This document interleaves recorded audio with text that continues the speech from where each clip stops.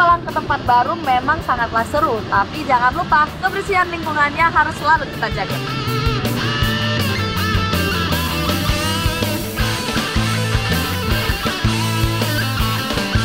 Jadi kriteria yang dipotong itu kalau misalnya dalam satu dahan udah terlalu banyak rantingnya atau ranting-ranting yang memang sudah kering.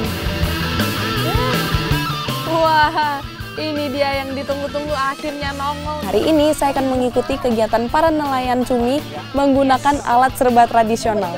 Wah, berat banget.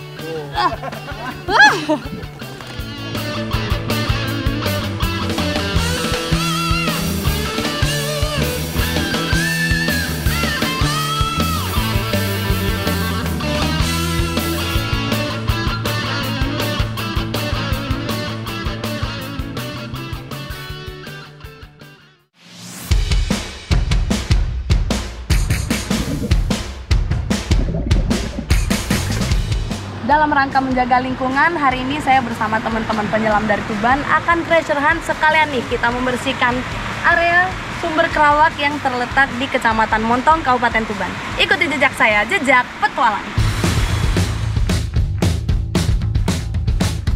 Dingin nggak mas airnya? Sumber kerawak merupakan mata air yang keluar dari celah bebatuan sungai. Sebuah hidden gems yang terletak jauh di dalam hutan. Di sumber mata air ini, kami akan menyelam. Sebuah pengalaman baru yang tidak biasa dilakukan di perairan tawar.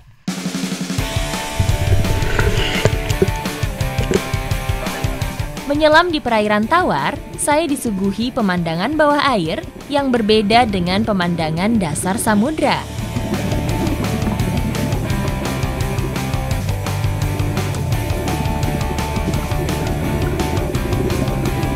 Meski jauh dari keramaian, ulah pengunjung yang kurang bertanggung jawab banyak meninggalkan jejak buruk di tempat ini. Sumber kerawak ini benar-benar airnya bening banget, sebening kristal. Sampai di kedalaman 7 meter pun masih sangat bening.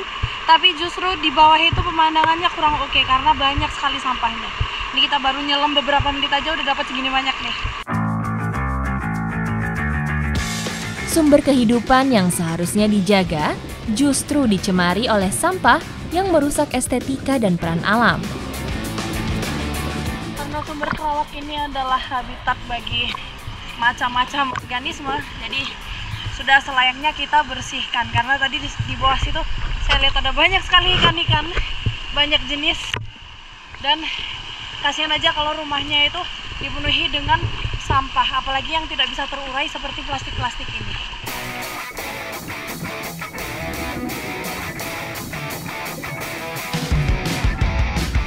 Plastik banyak mempermudah kehidupan manusia.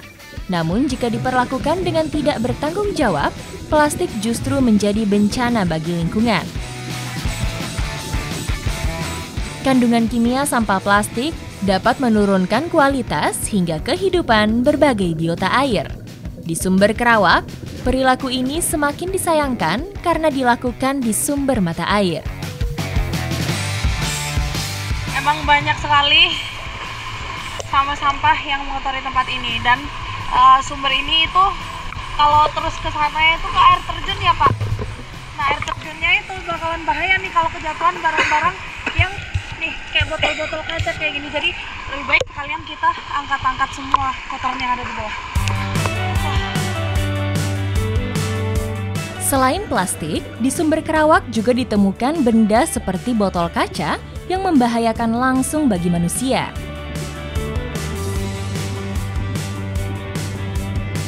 Menjadi salah satu destinasi yang menarik untuk dikunjungi. Tempat ini juga menampung berbagai jenis barang yang dibawa pengunjung. Selain sampah plastik dan botol kaca, kita juga menemukan beberapa barang pribadi. Nah, ini salah satunya ada dompet, ini kemungkinan besar milik pengunjung yang kesini ya. Kemudian jatuh. Dan dia ada isinya juga nih. Tuh, lumayan ya.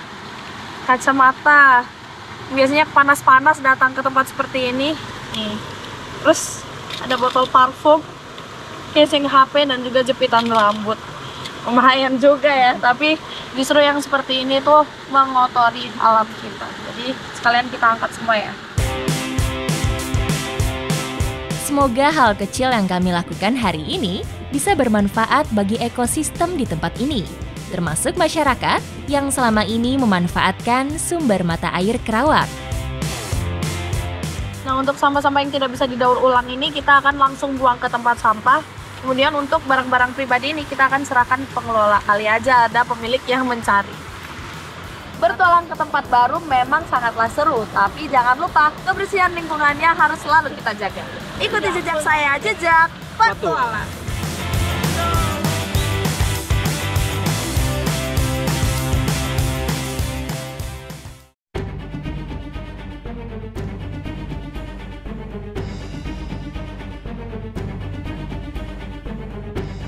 Olahraga panjat merupakan kegiatan alam bebas yang dilakukan ketika berjalan sudah tidak lagi bisa menempuh jarak.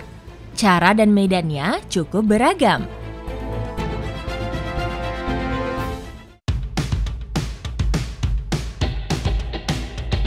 Di Kabupaten Mojokerto, saya bersama para penggiat panjat tebing akan meniti rute yang belum pernah dilakukan sebelumnya. Hari ini saya bersama teman-teman climber Mojokerto mau melakukan pemeliharaan pohon di area camping ground Ubalan Mojokerto. Ikuti jejak saya, jejak petualang.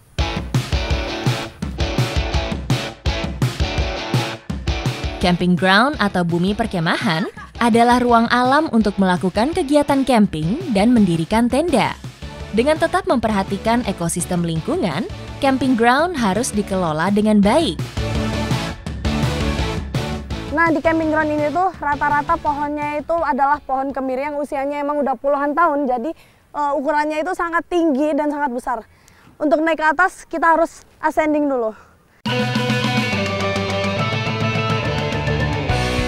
Tree climbing yang akan kami lakukan kali ini untuk menciptakan rasa aman bagi setiap peserta yang berkemah di kawasan ini. Salah satunya, membersihkan pohon kemiri setinggi 40 meter ini dari ranting yang mengganggu pemandangan dan rawan patah.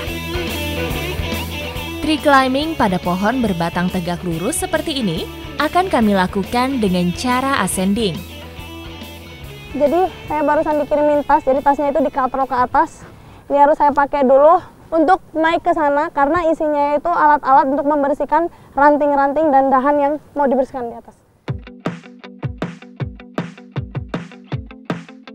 Pohon kemiri ini memiliki cabang simpodial atau percabangan antara batang dengan cabang yang tidak tampak jelas.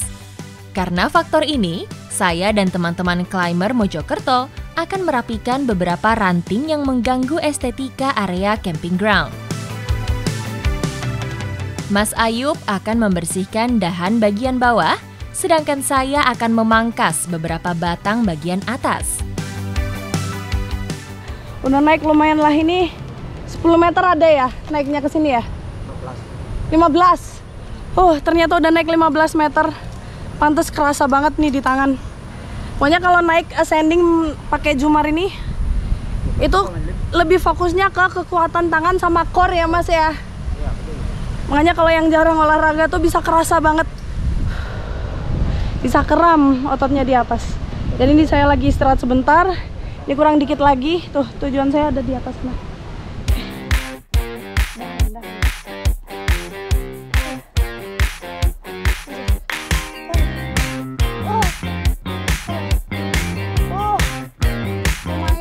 Pekerjaan yang kami lakukan cukup menguras tenaga. Untuk menjaga fokus, kami harus pandai menjaga ritme.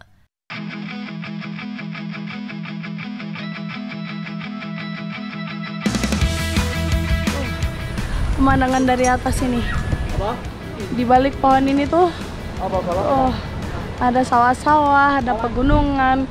Kalau yang di sebelah sini tuh gunung apa Mas? Di belakang kita ini gunung apa Mas? Yang mana? Ini. Ini Gunung Biru. Gunung Biru. Ya. Pemandangan dari atas menjadi pelipur rasa lelah saya. Ibarat bonus dari tugas berat yang sedang kami lakukan. Jadi untuk naik ke atas saya harus mindahin alat-alatnya yang tadi saya pakai untuk naik. Setelah memanjat setinggi 15 meter, saya masih harus naik lebih tinggi lagi.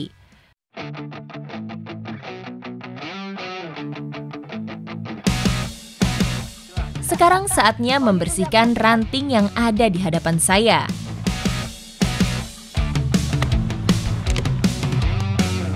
Jadi kriteria yang dipotong itu kalau misalnya dalam satu dahan udah terlalu banyak rantingnya atau ranting-ranting yang memang sudah kering. Jadi ini kita potong.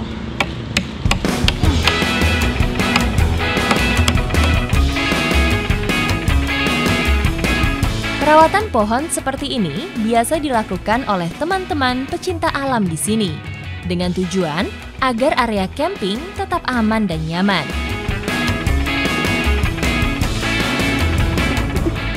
Duduk-duduk aja kurang sip nih. Nah, jadi kita mau pasang hemok dulu di atas nih. Selagi masih di atas, kami melanjutkan menikmati panorama alam dengan kasur melayang gantung.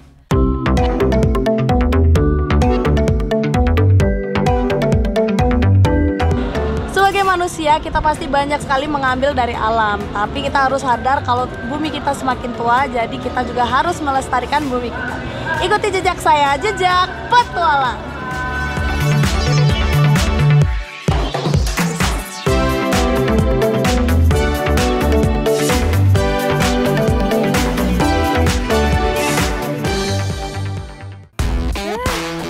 Wah, ini dia yang ditunggu-tunggu akhirnya. Hari ini saya akan mengikuti kegiatan para nelayan cumi menggunakan alat serba tradisional. Boleh. Wah, berat banget.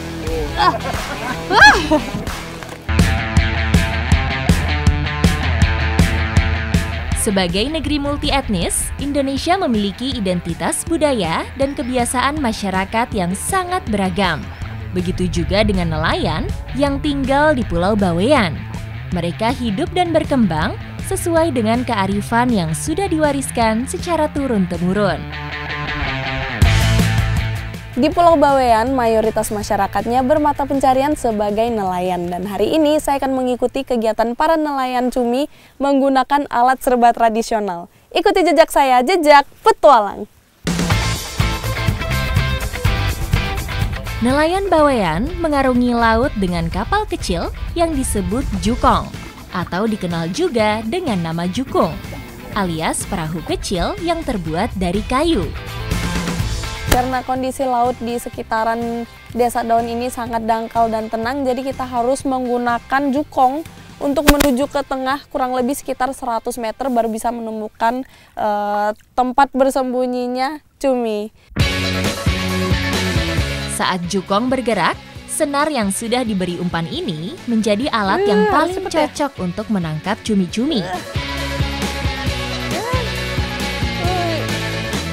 Wah, ini dia yang ditunggu-tunggu akhirnya nongol nih. Wih, besar ya Pak.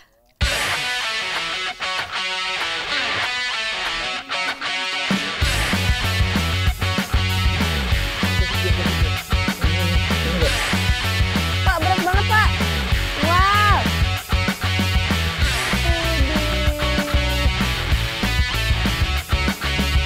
Di sini tuh kalau mau memancing cumi nggak pakai udang asli sebagai umpannya, melainkan pakai udang dari kayu yang ujungnya diberi kail nih ya Pak ya. Ini kailnya banyak banget karena kalau pakai udang asli itu gampang hancur dan nggak bisa menangkap cuminya gitu.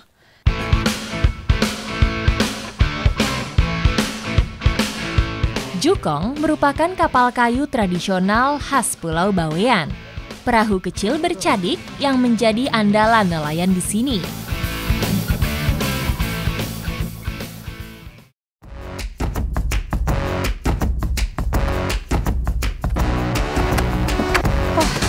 Capek juga ternyata. Nah, saat ini saya lagi nyanglok atau memahat kayu binong yang bakalan dijadikan jukong. Nah, bikin jukong itu emang cuma pakai kayu binong yang cuma ditemuin di tempat ini aja nih. Kenapa pakai kayu ini? Karena struktur kayunya itu lembek, mudah untuk dipahat. Tapi anehnya kayu ini tuh justru kuat sekali kalau ada di laut. Kalau terkena air laut itu bisa awet sampai 50 tahun. Pohon binong adalah bahan utama pembuatan jukong. karena bertekstur halus dan mudah dibentuk. Jadi kayu binong yang akan dibikin jukong ini panjangnya sekitar 7 meter dan tanpa perlu ada sambungan sama sekali nih. Ini dari satu batang pohon yang utuh.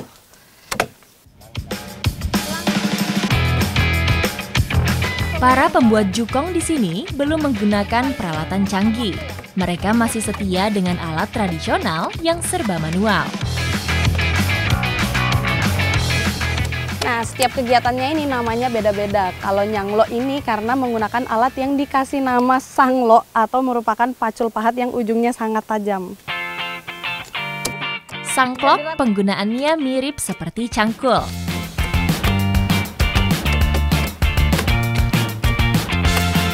Salah satu proses yang paling memakan waktu adalah membuat serangnya atau profil depan dan belakang dari jukong. Jadi harus dibikin sesimetris mungkin karena kalau miring sedikit itu bisa membuat perahu lebih tidak seimbang dan jalannya itu oleng-oleng. Pembuatan jukong di Pulau Bawean dilakukan secara turun-temurun. Untuk membuat satu jukong ini perlu gotong royong dari beberapa orang, apalagi karena kayunya berat sekali. Jadi harus kerjasama nih untuk membalikan kayunya saja nih. Bobot satu buah jukong bisa mencapai kurang lebih 1,5 ton.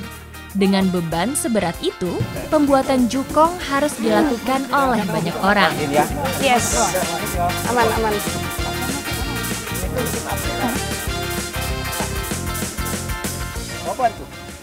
Oh boleh. Wah berat banget.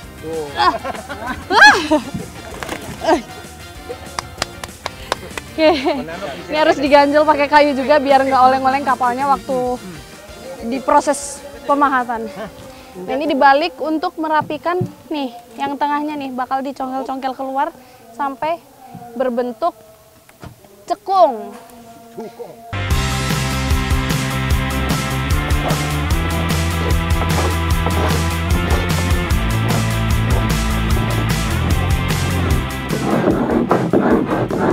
Nah, kalau ini udah kelihatan nih bentuk jukongnya. Langkah berikutnya adalah menipiskan bagian dalam jukong menggunakan alat serut tradisional. Ini lucu nih, bentuknya juga mirip-mirip jukong.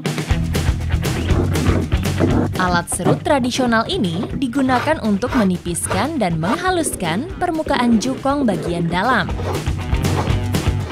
Nah uniknya masyarakat di sini tuh untuk mengetahui tebal tipisnya kayu ini cukup menggunakan perasaan. Jadi diraba-raba aja bisa langsung tahu tuh udah cukup atau masih kurang tipis. Jika dirasa belum cukup tipis, jukong kembali diserut dengan merata. Setelah dirasa ketebalannya sudah cukup, jukongnya akan lanjut dibasahin dengan air. Ini emang sengaja dibasahin sampai direndam kayak gini ya Pak. Fungsinya untuk melembekkan kayu supaya bisa diregangkan. Potongan bambu yang dipasang digunakan untuk meregangkan jukong, agar cukup menampung orang yang duduk di dalam jukong.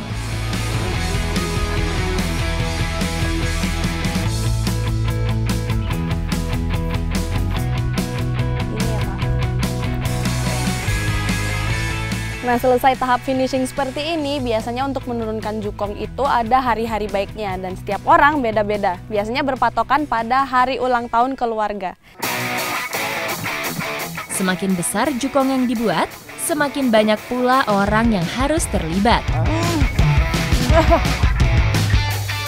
Oke, kita naik ini dulu ya.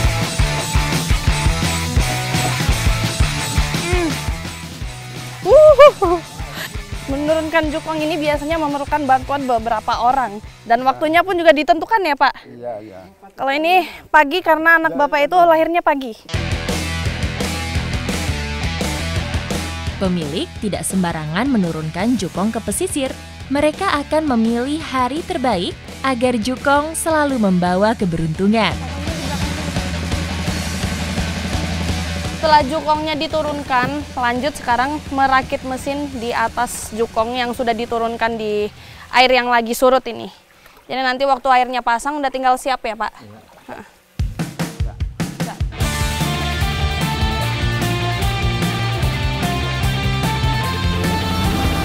Di Desa Kedung Lumpang, Kabupaten Jombang, hari ini saya bersama teman-teman dari komunitas Jeep Jombang akan buka jalur bersama mobil-mobil yang gagah ini.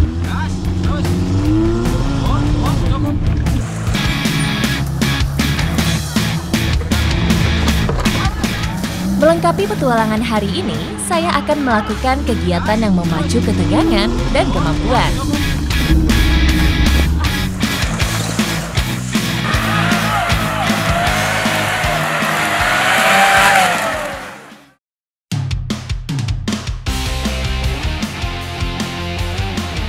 Di Desa Kedung Lumpang, Kabupaten Jombang, hari ini saya bersama teman-teman dari komunitas Jeep Jombang akan buka jalur bersama mobil-mobil yang gagah ini. Ikuti jejak saya, jejak petualang. Desa Kedung Lumpang, Jawa Timur memiliki jalur off-road dataran rendah yang cukup menantang. Treknya itu sepanjang 4 kilo, tapi meskipun kelihatannya pendek ya, tapi nggak bisa diremehin juga karena kalau buka jalur ini pasti membutuhkan waktu yang lumayan lama. Meski jalurnya tidak panjang, namun rintangan yang harus dihadapi sepanjang perjalanan membutuhkan kemampuan teknis mengemudi yang mumpuni.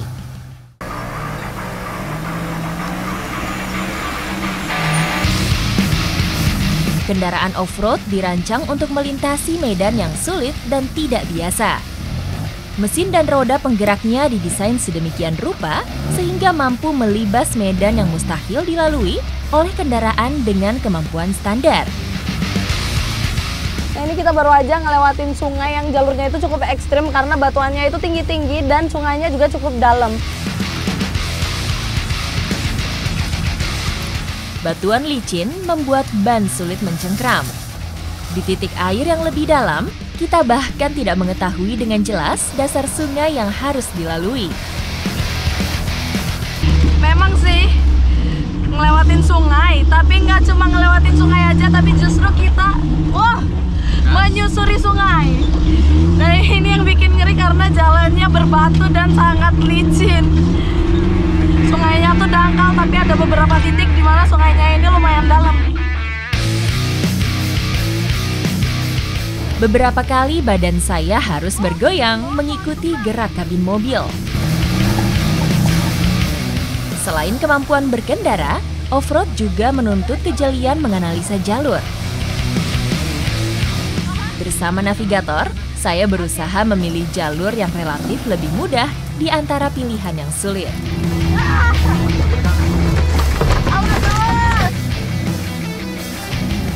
Benar-benar ini tadi ekstrim banget sih, dimana kita harus menjaga gas dan fokus setir harus stabil. Kita harus ngelewatin pohon tumbang. Tadi ditabrak aja, dilewatin aja nih sampai rantingnya masuk-masuk.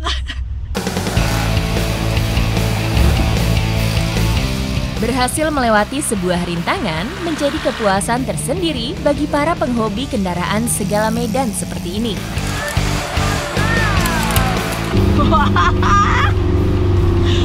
Lolos juga ngelewatin sungai.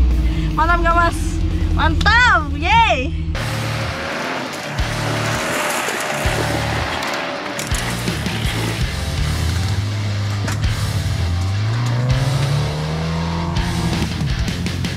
Jalur menanjak kini ada di hadapan saya. Kita coba naik ya.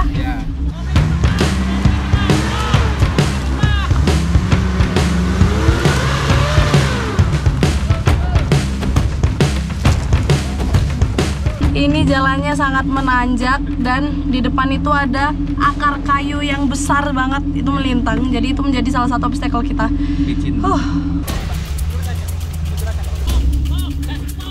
Gas boleh ya. Wah.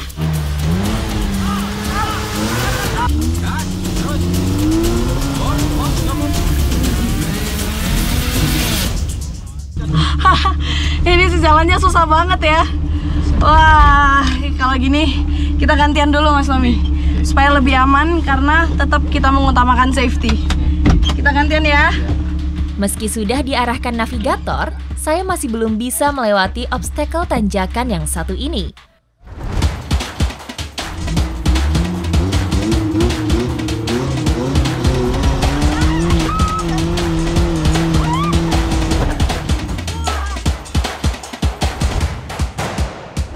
Jadi mobil kita stuck di jalur naik yang ada akar melintangnya. Ini mau nggak mau harus pakai winch nih supaya bisa ketarik naik. Daripada mundur terus, malah hilang banyak tenaga. Winch merupakan barang yang wajib ada di kendaraan off-road. Jika terjadi kendala seperti ini, winch sangat dibutuhkan. Dengan posisi mobil yang seperti itu, sangat beresiko untuk jatuh mundur. Jadi, untuk menambah keamanan dan menambah jalannya licin dan menambah kekuatan mobil juga kita bantu pakai gear.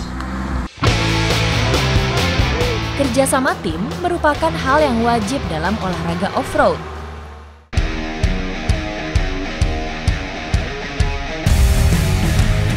Nah, ini kita dapat bonus jalur yang landai nih, masih enak. Tapi siap-siap aja karena depan masih ada obstacle lagi.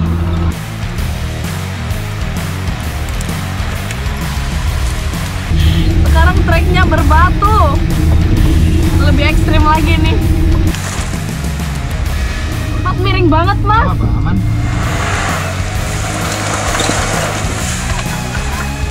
Tambahin, ya, topengnya lepas pelan.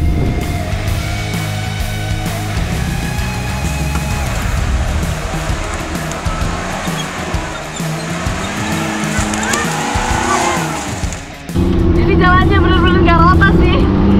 Sebelah kiri batu tinggi, terus begitu lolos depan sebelah kanan yang batu tinggi. Iya. Oh.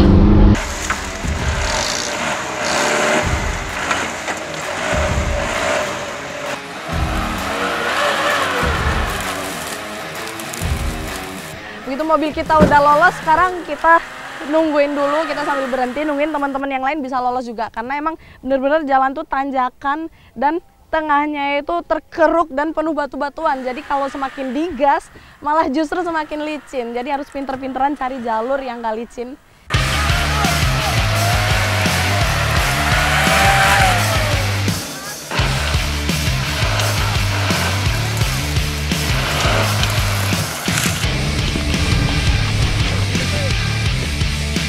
Off-road juga bisa berarti melintasi jalanan yang berbatu, rusak, berlubang, menanjak, ataupun menurun.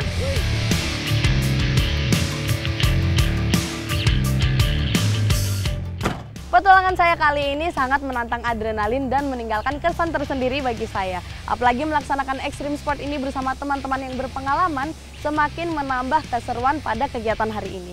Ikuti jejak saya, jejak petualang!